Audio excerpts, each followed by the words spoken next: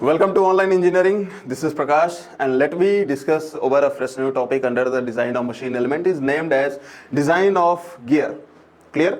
And design of gear में जैसा कि मैंने full introduction of machine design में मैंने आपको बताया था कि डिजाइन ऑफ गियर में केवल हमें एक गियर की डिजाइन करनी है, उस गियर का नाम है स्पर गियर। तो हमें केवल under the topic of design of gear उसमें केवल हमें स्पर गियर की ही डिजाइन करनी है और by the using of what Lewis equation. ठीक है, तो लेविस स्ट्रेंथ इक्वेशन की यूज करके हम गियर की डिजाइनिंग करने वाले हैं इस चैप्टर में पहली बार। सो डिजाइन ऑफ मशीन एलिमेंट का जो फर्स्ट हमारा चैप्टर होगा, फर्स्ट हमारा जो टॉपिक होगा वो होगा डिजाइन ऑफ गियर।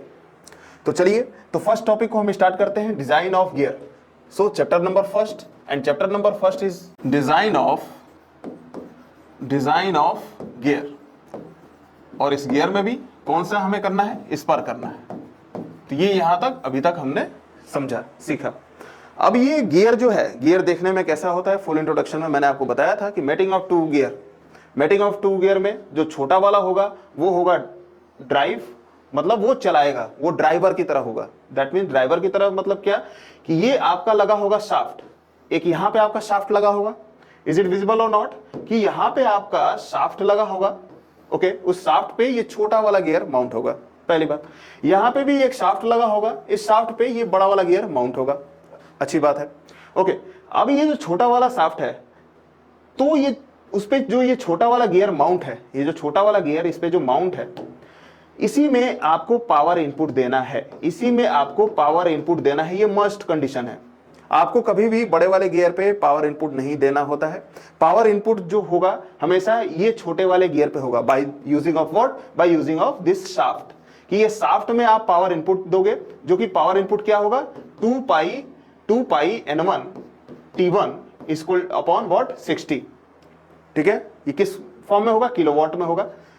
पावर की जो यूनिट होगी किलोवाट में होगी, और जो इसका मैग्नीट्यूड होगा वो क्या होगा, 2 पाई n1 t1 बाई 60। तो ये आपको शाफ्ट के थ्रू देना है इस छोटे वाले गियर में। अब ये छोटे वाले गियर में ही क्यों पावर इनपुट हमेशा देना है, इंटरव्यू का क्वेश्चन है।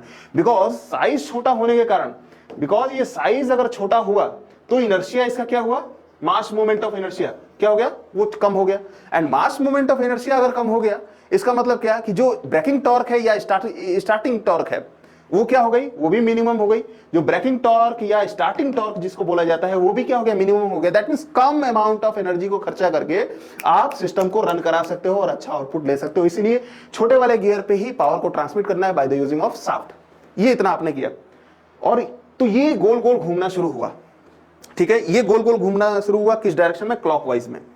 अब मैं गियर को पहले चला के दिखाता हूं, उसके बाद फेलियर में लेके चलूंगा और तब जाके गियर की करेंगे डिजाइन। तो अभी पहले चलाते हैं, फील करते हैं इसको, क्योंकि ये पावर जो इनपुट जो मैंने यहां पे आपको कोड कराया है, इसका भी भर भर के यूज आने वाला है। गेट का डायरेक्ट क्वेश्चन है ऐसे। तो यहां जो भी मैं बता रहा हूं उसको जस्ट आपको फील करते चलना है। ठीक है, पावर इनपुट हुआ।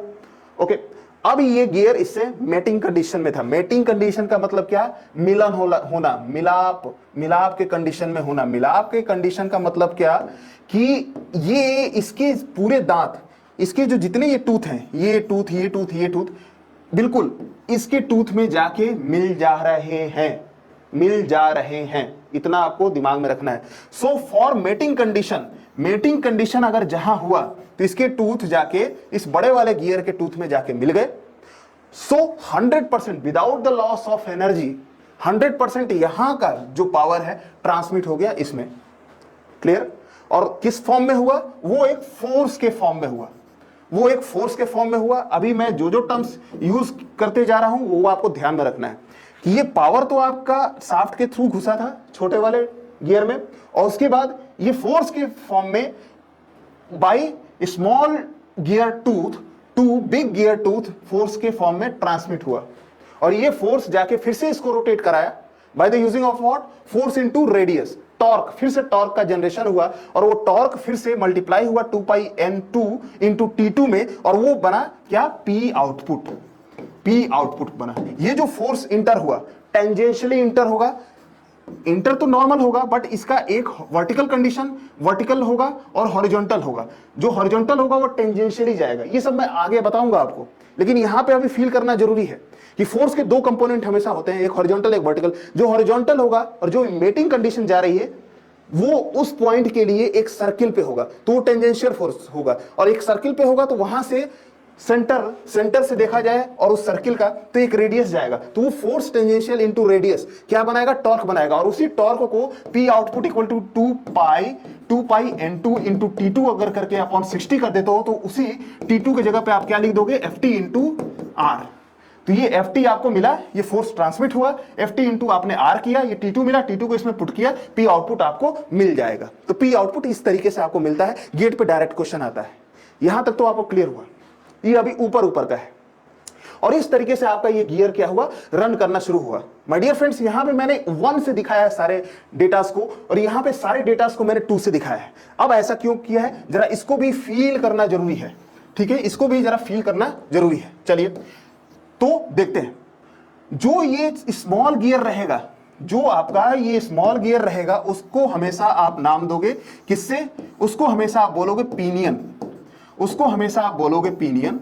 और जो ये बड़ा गियर रहेगा, जो ये बड़ा गियर रहेगा, इसको आप बोलोगे गियर। ओके, जो ये छोटा गियर रहेगा इसको आप 1 से दिखाओगे हमेशा, लाइफ टाइम हमेशा। और जो ये बड़ा वाला गियर रहेगा इसको 2 से दिखाओगे। इसीलिए P आउटपुट को मैंने 2 के फॉर्म में लिखा था, और क्या लिखा था, 2 पाई N2 T2 बाई 60 इसीलिए लिखा था। और यहां पे मैंने क्या लिखा था, 2 पाई N1 T1 बाई 60। तो ये इस तरीके से सारी की सारी चीजें लिखी थी। तो हमेशा छोटा वाला गियर आपका 1 से कोड किया जाएगा हमेशा थ्रू आउट दिस चैप्टर, चाहे थ्योरी ऑफ मशीन में भी हमेशा 1 से छोटा वाला गियर को कोड करना है आपको, और उसको पिनियन बोलना है। और बड़े वाले को हमेशा 2 से करना है कोड, और उसको गियर बोलना है। इतना आपके दिमाग में बिल्कुल भर के रखना है। थ्योरी ऑफ मशीन में और चाहे डिजाइन ऑफ मशीन में ये कॉमन नॉमेनक्लेचर है, इतना आपको दिमाग में रखना है। ओके डन, ये चीज क्लियर हुआ। और क्यों छोटे वाले गियर में ही पावर इनपुट करते हैं ये भी आपको क्लियर हुआ। अब गियर आपका रन होना शुरू हो गया, गियर आपका रन होना शुरू हो गया, यहां से इनपुट हुआ और यहां पे आउटपुट मिलना अब शुरू हो गया है, ठीक है। अब आउटपुट मिलना आपको शुरू हो गया है, तो यहां पे एक चीज देखो, मैंने आपको बोला था मेटिंग कंडीशन। मेटिंग कंडीशन का मतलब क्या कि इसके दांत जो है, इसके जो टीथ हैं प्रॉपर जाके इसमें इंगेज हो पा रहे हैं।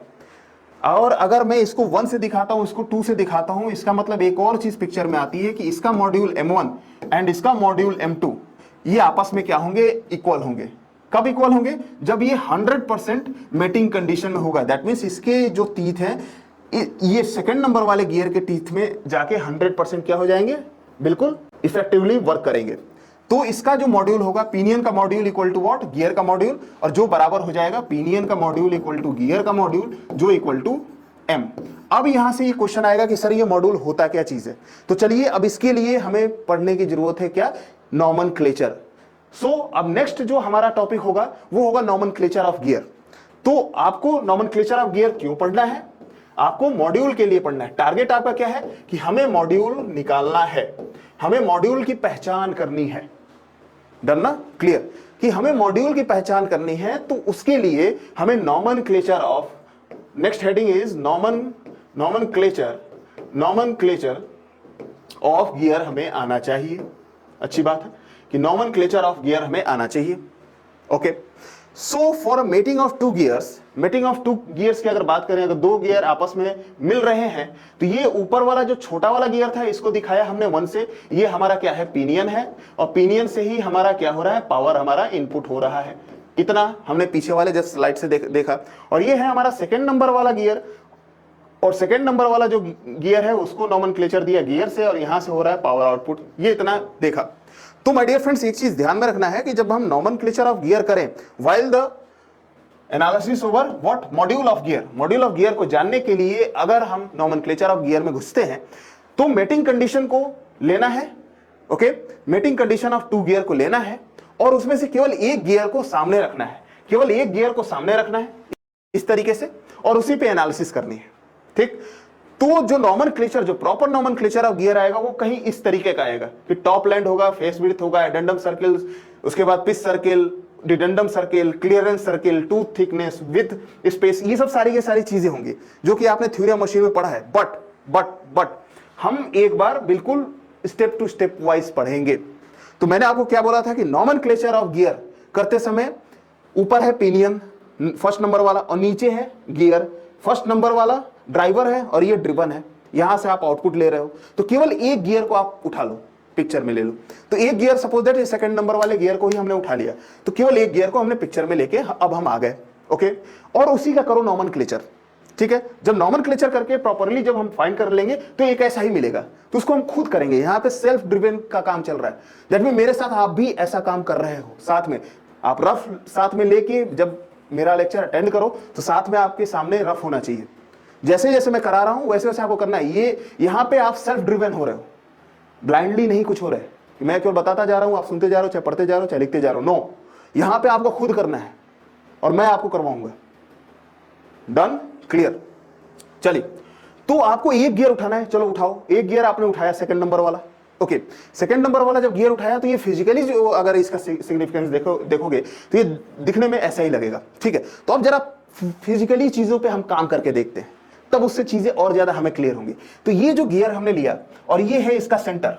ठीक है, इसका सेंटर है, इसमें क्या घुसा था, इसमें पूरा का पूरा ऐसे करके शाफ्ट आपका हुआ था। शाफ्ट ऐसे करके शाफ्ट इसमें इंटर हुआ था।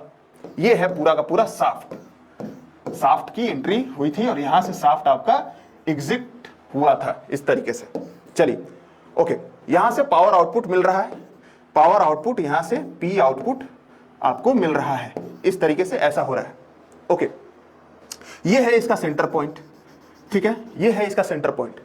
ओके, अब ये माय डियर फ्रेंड्स, ये जो सबसे गियर का जहां टूथ एंड होता है, गियर का जहां पे टूथ एंड होता है वो इस तरीके से, जहां पे गियर का टूथ एंड होता है, अगर वो सारे के सारे पॉइंट को अगर आप कलेक्ट करते हो, वो सारे के सारे पॉइंट को कलेक्ट करते हो, तो उसी को आप बोलोगे क्या, उसी को आप बोलोगे डिडेंडम सर्किल। उसी को बोला जाएगा डिडेंडम सर्किल। डीसी का मतलब क्या है, dedendum circle. DC understand for what, dedendum circle. DC understand for dedendum circle.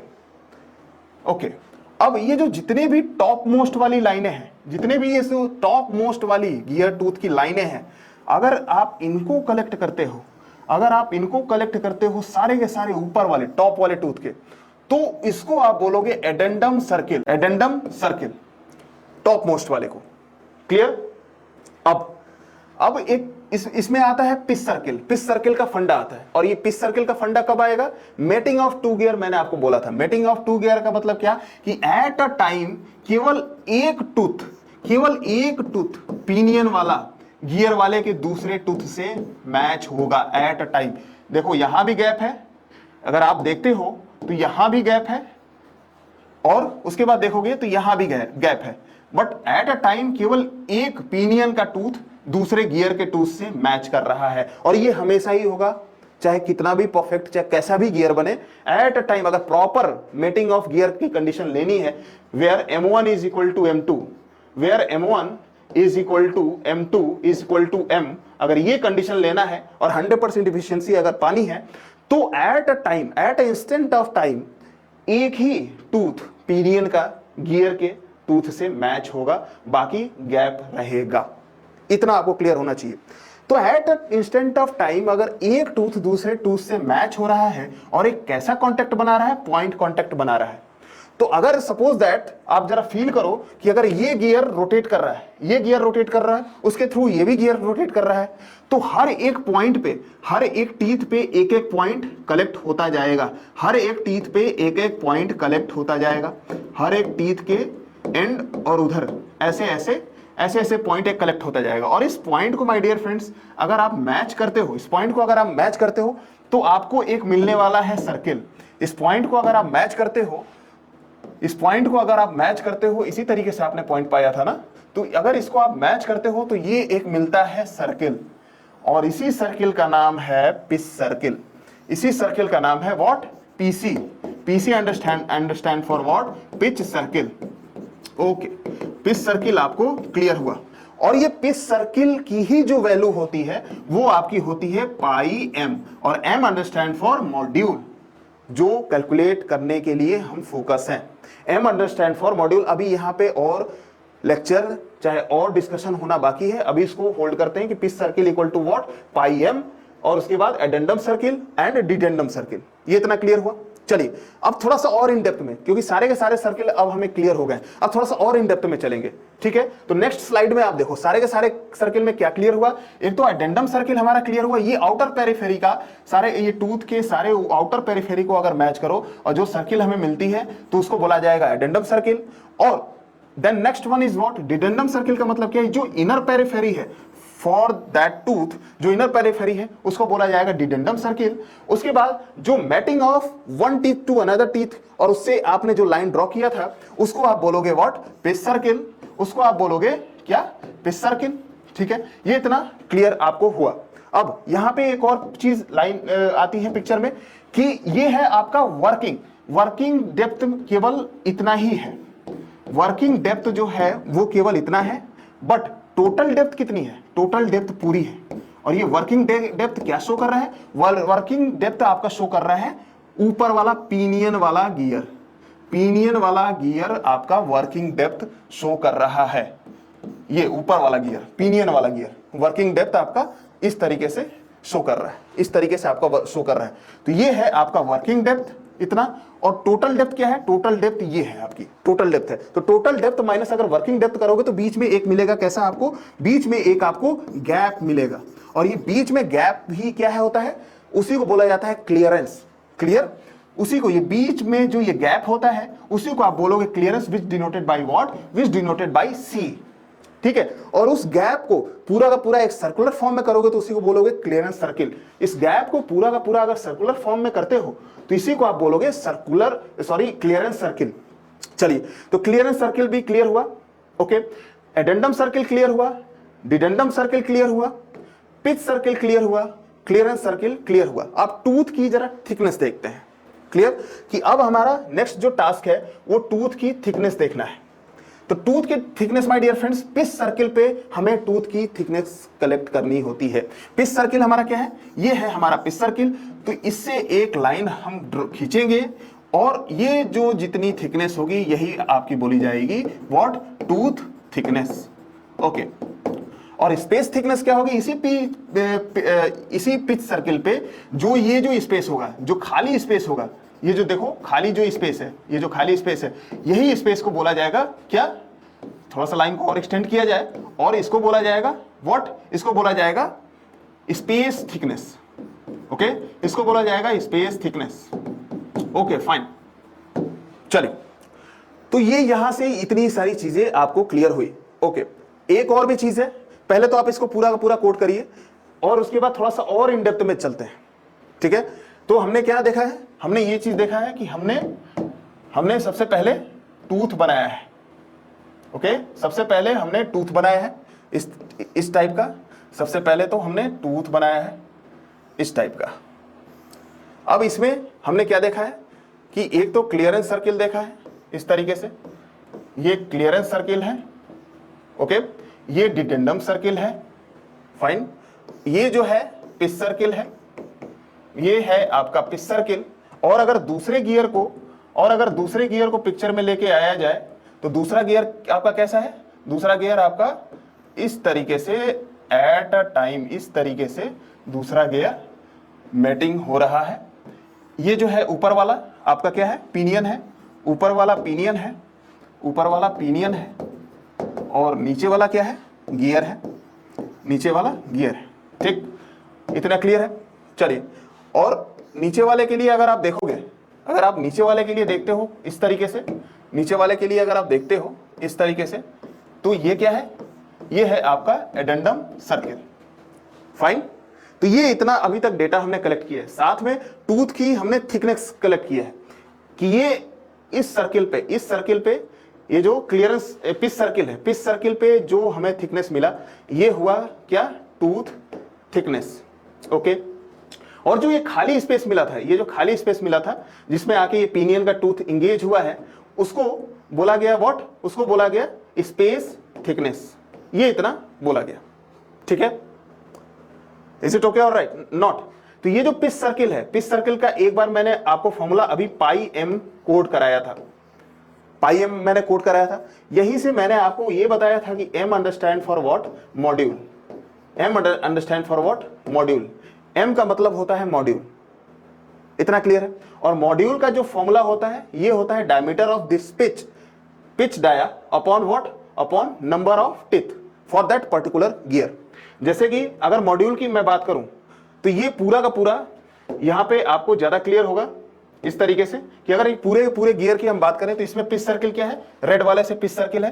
तो अगर सेंटर से लोगे तो ये पूरा का पूरा अगर देखा जाए तो ये पूरा का पूरा जो डायमीटर है, ये पूरा का पूरा जो डायमीटर है वो है d, क्लियर। और इसमें जो नंबर ऑफ टिथ है वो z equal to total number of teeth, total number of teeth.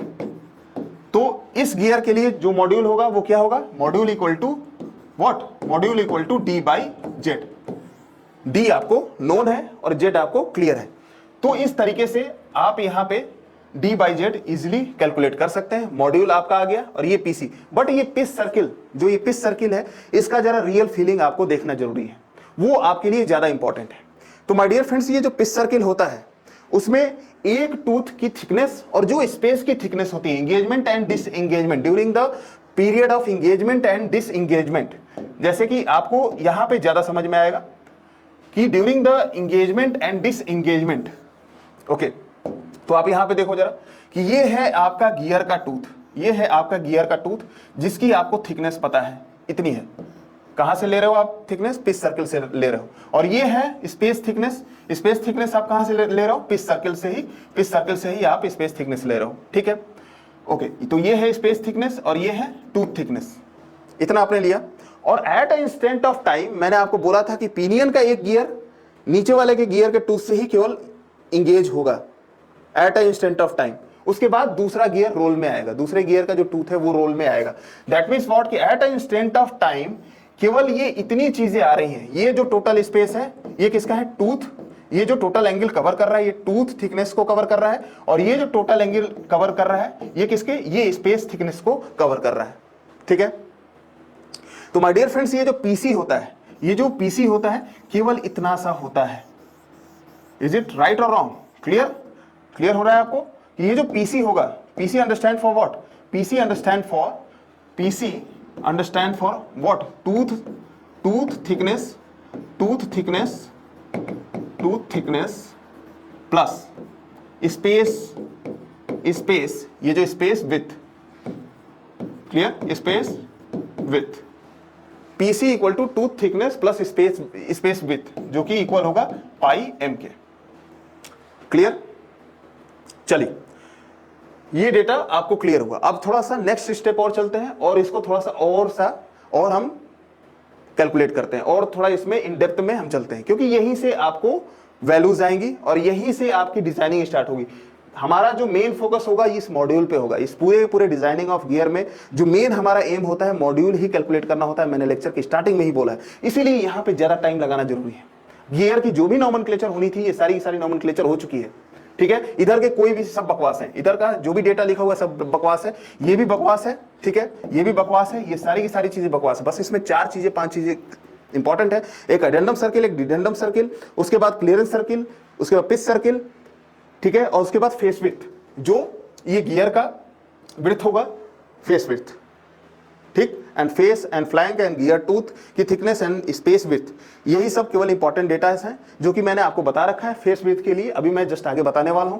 अभी पहले ये पिच सर्किल को क्लियर करते हैं। तो pitch circle is equal to what, केवल ये इतना स्पेस को बताएगा, पिच सर्किल केवल ये इतना स्पेस को बताएगा, और ये इस स्पेस में क्या है, इस स्पेस में टूथ की थिकनेस है और साथ में स्पेस की विड्थ है, और वो दोनों को अगर ऐड कर दिया जाए तो वो पिच सर्किल हो जाता है, ठीक है। अब जरा एक चीज और है, एक साइंटिफिक रीजन अगर देखा जाए, अगर साइंटिफिक रीजन अगर देखा जाएगा माय डियर फ्रेंड्स, तो ये जो बैकलेस होता है, बैकलेस हमेशा गियर में प्रोवाइड किया जाता है, बैकलेस। तो वो बैकलेस इक्वल टू क्या होता है, टूथ, वो होता है टूथ विथ या फिर space with minus tooth thickness. अब ये इस चीज को जरा समझना जरूरी है, क्या कि ये इस तरीके से होता है, ठीक है, ये इस तरीके से होता है कि ये नीचे वाला जो गियर है, नीचे वाला गियर है, ऊपर से एक पिनियन आके इसमें इंगेज हुआ है, एक पिनियन का गियर ऊपर से आके इसमें इंगेज हुआ है, इस तरीके से हुआ है, ठीक है। तो अपना जो हमने पिच सर्किल पढ़ा है हमने पिच सर्किल क्या पढ़ा है कि ये गियर के टूथ की थिकनेस और साथ में इस स्पेस के की थिकनेस यही है, ये इतना हमने पढ़ा है, इस तरीके से हमने पढ़ा है। टूथ थिकनेस टीटी, ये है आपका टीटी, क्लियर, और स्पेस विड्थ का SW, ये हमने पढ़ा है। और SW में से TT को अगर माइनस करते हैं तो बैकलेस आता है। और ये बैकलेस क्यों प्रोवाइड किया जाता है? ये बैकलेस थर्मल एक्सपेंशन से बचने के लिए, थर्मल एक्सपेंशन से बचने के लिए इसको हम प्रोवाइड करते हैं, ठीक है। थर्मल एक्सपेंशन से बचने के लिए क्यों प्रोवाइड करते हैं कि अगर सपोज दैट पिनियन में आप पावर इनपुट दे रहे हो और पिनियन रोटेट करा रहा है गियर को, और बार बार रोटेशन लॉन्ग टाइम रोटेशन होते होते क्या होगा कि जो मशीन एलिमेंट है मेटल के बने होते हैं वो थर्मली क्या होंगे, हीटेड होंगे, और थर्मली हीटेड होने के कारण मेटल टू मेटल कॉन्टैक्ट के कारण थर्मली हीटेड इन्फेक्शन होने के कारण उसमें एक्सपेंशन होगा। और जब एक्सपेंशन होता है इसका मतलब क्या है कि अगर आप गैप नहीं छोड़ते हो, अगर इसमें backless that means this space अगर आप नहीं छोड़ते हो तो ये जो पिनियन का टूथ है वो गियर में क्या हो जाएगा, जैम्ड हो जाएगा। और जैम्ड होने के कारण अचानक आपके सिस्टम पे जर्क आएगा और उसके कारण क्या होगा, आपका सिस्टम टोटल का टोटल जाके फेल हो जाएगा। और सिस्टम फेल होने का मतलब क्या, मशीन एलिमेंट बिल्कुल ही डिस्टॉर्ड हो गया, आपका करोड़ों का मशीन बिल्कुल उसका सत्यानाश हो गया। तो इसलिए ये बैकलेस प्रोवाइड किया जाता है। बट डिजाइन ऑफ मशीन के अगर पर्सपेक्टिव से देखा जाए, अगर MD सब्जेक्ट के पर्सपेक्टिव से देखा जाए तो इस बैकलेस को हम क्या नेग्लेक्ट करते हैं, बैकलेस को, जो ये बैकलेस होता है इसको हम करते हैं नेग्लेक्ट, क्लियर। बैकलेस को हमें करना पड़ता है नेग्लेक्ट, और जब बैकलेस को अगर नेग्लेक्ट कर दिया तो टूथ थिकनेस, ये टूथ थिकनेस, ये TT जो है tooth thickness is equal to what, tooth thickness equal to space breadth, ये स्पेस ब्रेथ के इक्वल हो जाता है। इज इट राइट और रॉन्ग, क्लियर, कि टूथ थिकनेस स्पेस ब्रेथ के इक्वल हो जाता है। और पिच सर्किल क्या कहता है, पिच सर्किल आपका ये कहता है कि tooth thickness plus space width, और ये दोनों अगर आपस में इक्वल है दैट मींस क्या, 2TT और 2SW। इज इट राइट और wrong? So TT equal to आप क्या लिख सकते हो, TT इक्वल टू लिख सकते हो PC/2, या SW इक्वल टू क्या लिख सकते हो, PC/2। So these are the value, okay. और PC की वैल्यू क्या होती है, PC की वैल्यू होती है πm। और इस पूरे डिजाइन ऑफ मशीन एलिमेंट में हमारा एक ही काम करना है, डिजाइन ऑफ मशीन एलिमेंट में हमारा एक काम क्या करना होता है माय डियर फ्रेंड्स, केवल एक काम हमें यही करना है, केवल मॉड्यूल का कैलकुलेशन करना है। दैट मींस ये जो PC आया, ये जो PC आया इक्वल टू πm, तो हमें केवल यहाँ पे मॉड्यूल का ही कैलकुलेशन करना है। अगर माय डियर फ्रेंड्स अगर आपको मॉड्यूल पता चल गया, अगर आपको मॉड्यूल पता चल गया तो आपको क्या पता चल जाएगा, आपको डायामीटर, गियर का डायामीटर आपको पता चल जाएगा, और साथ में number of teeth over gear, ये भी आपको पता चल जाएगा। कैसे? क्योंकि मॉड्यूल इक्वल टू, अभी मैंने आपको क्या बताया था, मॉड्यूल इक्वल टू बताया था diametral pitch, that means what, D into what, number of teeth. तो ये है इतनी कहानी। तो इसीलिए मेन पूरा डिजाइन ऑफ गियर में मेन जो हमारा एस्पेक्ट होता है, मेन जो हमारा फोकस पॉइंट होता है वो गियर का मॉड्यूल कैलकुलेशन करने का होता है। और मॉड्यूल एक बार अगर हम इजीली कैलकुलेट कर लें तो उससे देखो बेनिफिट देखो, जो मैंने आपको एडेंडम बताया था, addendum equal to A, addendum equal to A क्या है, ये आपको ये गियर में दिखेगा कि ये जो एडेंडम सर्किल है उससे पिच सर्किल के बीच में जो ये डिस्टेंस है ये है ए, और पिच सर्किल से लेके जो डिडेंडम सर्किल में जो डिस्टेंस है उसको आप कोड करो D से। डिडेंडम सर्किल का मतलब ये D से, और एडेंडम सर्किल पिच सर्किल से जो दूरी होगी उसको आप कोड करोगे A से। तो जो ये एडेंडम है, साथ में डायग्राम के साथ ही हम नॉमेनक्लेचर करेंगे, उससे ज्यादा हमारा कंसेप्ट क्लियर होगा। तो जो एडेंडम सर्किल जो A है, A equal to my dear friends 1 module लेते हैं। अगर आपको मॉड्यूल क्लियर है तो आप एडेंडम इजीली कैलकुलेट कर सकते हैं। डन? तो दीज आर द फैक्ट्स। और अगर डिडेंडम की बात करें, D की अगर बात करें तो ये 1.157 what module. Is it clear और नॉट? तो अगर मॉड्यूल अगर आपको क्लियर है तो आप इजीली डिडेंडम भी पता कर सकते हैं। अगर क्लियरेंस की बात करें तो आपको सिंपल क्या करना है, D माइनस ए कर देना है, तो आपको 0.157 मॉड्यूल ये आपको इजीली मिल जाएगा ये वैल्यू। उसके बाद फेस विड्थ की बात करें, अब आप कहोगे कि सर फेस विड्थ क्या है, तो ठीक है, हम साथ में जो चीज की जैसी जैसी नीड पड़ेगी हम वैसी वैसी उस चीजों को देखते जाएंगे, क्योंकि सेल्फ जनरेशन कर रहे हैं इस सब्जेक्ट का। हम ब्लाइंडली कोई भी चीज नहीं पढ़ रहे हैं, पहले ही पूरा पढ़ रहे ले, उसके बाद हम चीजों को अप्लाई करें। नो, हम जैसे जैसे जरूरत खुद पड़ रही है हम चीजों को क्या कर रहे हैं, डिस्कवर कर रहे हैं। तो इस तरीके से हमें पढ़ना है, तभी हम क्वेश्चंस को सॉल्व कर पाएंगे। तो माय डियर फ्रेंड्स, ये जो होता है, ये जो एक गियर का 3D डायमेंशन में जो ऐसा लुक आएगा, तो इसी ब्रेथ को बोला जाएगा फेस ब्रेथ, इसी ब्रेथ को बोला जाएगा फेस ब्रेथ। और ये पिच सर्किल से लेके जो यहां का पिच सर्किल ऐसे चलेगा, इसको बोला जाएगा फेस, और नीचे वाले को बोला जाएगा, ये डिडेंडम सर्किल का जो ये मैच करेगा उसको बोला जाएगा फ्लैंक। ठीक है, फेस फ्लैंक वैसे भी हमें यूज में नहीं लेना है, मशीन डिजाइन में कोई इसका यूज नहीं है, बट ये बी का जो फेस ब्रेथ है, फेस ब्रेथ का यूज है, फेस ब्रेथ का यूज है। तो ये B understand for what, face breadth. आप साथ में लिखो, face breadth is equal to what, इसको आप नोट करते हो 10 मॉड्यूल से, इसको इसकी जो वैल्यू आप लिखोगे, कोट करोगे, उसको आप कोट करोगे 10 m से। इज इट राइट और रॉन्ग? इसको आप कोट करोगे 10 m से। चलिए, ये रही वैल्यू इसकी। अब पिच सर्किल की जरा एक बार बात कर लेते हैं। ये तो पिच सर्किल मैंने क्या आपको कोट करा रखा है एक बार for revision point of view से, तो ये है आपका पाई एम। डायमीट्रल पिच की अगर बात करें, तो ये 1 मॉड्यूल। तो मॉड्यूल अगर आपको क्लियर है तो डायमीट्रल पिच जस्ट रिवर्स अगर कर दोगे तो वो भी वैल्यू अगर आपको पता चल जाएगी। और ये पिच सर्किल इनटू डायमीट्रल अगर पिच आप करते हो तो ये इसकी वैल्यू क्या आती है, पाई आती है। क्यों? क्योंकि ये है पाई एम और ये है 1/m, तो इसकी वैल्यू जो आ जाएगी पाई आ जाएगी। तो अगर आपको मॉड्यूल क्लियर है और इस पूरे डिजाइन ऑफ स्पर गियर में आपको क्या करना है, केवल मॉड्यूल ही कैलकुलेट करना है। मॉड्यूल ही हमारा जो होगा फोकस पॉइंट होगा इस पूरे के पूरे चैप्टर में, मॉड्यूल ही हमारा फोकस पॉइंट होगा। ये मॉड्यूल ही हमारा फोकस पॉइंट है और इस मॉड्यूल के थ्रू सारे के सारे ज्योमेट्री आपको कैलकुलेट करने होंगे। तो अभी तक हमने क्या देखा है इस चैप्टर में? अभी तक हमने इस चैप्टर में देखा है कि गियर का, अभी तक हमने देखा है गियर के बारे में बेसिक नॉलेज। ठीक है, बेसिक नॉलेज देखा, उसके बाद उसका नोमेनक्लेचर हमने देखा है, उसके बाद हमने देखा है उसका नोमेनक्लेचर क्यों देखा है? क्योंकि उसकी ज्योमेट्री के जितने भी पैरामीटर हैं हमने कर लिया डिसाइड, और वहां से ये हमें पता चला कि ये पिच सर्किल या फिर इसमें जो ये मॉड्यूल यूज हो रहा है यही सबसे ज्यादा इंपॉर्टेंट है और यही हमारा टारगेट है। ठीक है, और लेविस इक्वेशन का यूज इसी के लिए करना है जो हम स्ट्रेंथ ऑफ गियर टूथ की कैलकुलेशन जब हम करेंगे। ठीक है, तो अब हमें इसकी जब कैलकुलेशन करनी है, दैट मींस गियर के टूथ की स्ट्रेंथ की कैलकुलेशन करनी है। पॉइंट इज नोटेड कि गियर के टूथ के स्ट्रेंथ की हमें कैलकुलेशन करनी है, तो वहां से हमें मॉड्यूल मिलेगा। उसके बाद पूरे गियर की जो भी मेजरिंग पैरामीटर है, चाहे वो ब्रेथ हो या फिर उसकी थिकनेस हो या फिर कोई भी पैरामीटर हो, चाहे एडेंडम का, चाहे डिडेंडम का, चाहे क्लियरेंस कितना रखना है, उसमें बैकलेस देना है या नहीं देना है, तो जितने भी उसमें पैरामीटर्स हैं, मेजरमेंट वाली जो चीजें हैं जिसके थ्रू आप चार्ट बनाने वाले हो, ड्राइंग चार्ट बनाने वाले हो, तो ये मॉड्यूल जब आपको बाहर मॉड्यूल की कैलकुलेशन होके निकलेगी तभी उसके बिहाफ पे आप डिसाइड करोगे। ठीक है, तो आपको सबसे जो मेन फोकस होगा मॉड्यूल का कैलकुलेशन करना है। तो उसके लिए, इस मॉड्यूल के कैलकुलेशन के लिए सबसे पहले आपको क्या देखना होता है, लोडिंग कंडीशन देखना होता है। लेक्चर के स्टार्ट में या फिर जो मैंने फुल इंट्रोडक्शन दिया है मशीन डिजाइन का, उसमें तो मैंने साफ साफ आपको बोला है कि सबसे पहले मशीन एलिमेंट का लोडिंग एनालिसिस करो कि कैसे लोडिंग सिचुएशन में है।